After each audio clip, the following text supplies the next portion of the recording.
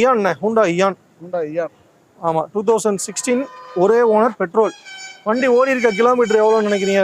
22,000 ஓடி இருக்கு. 22,000? அதெல்லாம் நிப்பாட்டி நாய் பராண்டி வச்சிருக்கு. இவனே நிப்பாட்டிருக்கே ஓட்டுக்கப்பா அப்படிங்கிற மாதிரி. வெறும் 22,000 ஓடி இருக்குண்ணே.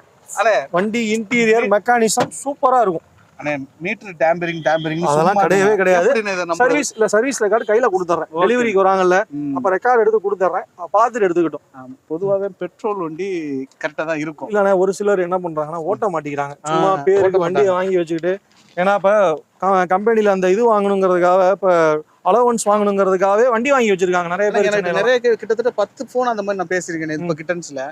கம்பெனில கார் கொடுக்குறான், என்ன கார் பாக்குறதுன்னு தெரியல, என்ன அலவன்ஸ் கொடுத்துருவாங்க, பெட்ரோல் அலவன்ஸ். வண்டி வாங்கி வச்சிருப்பாங்க, அலவன்ஸ் மட்டும் வாங்கிக்குவாங்க. ஆனா போறது வந்து பப்ளிக் டிரான்ஸ்போர்ட்ல போயிட்டு வருவாங்க.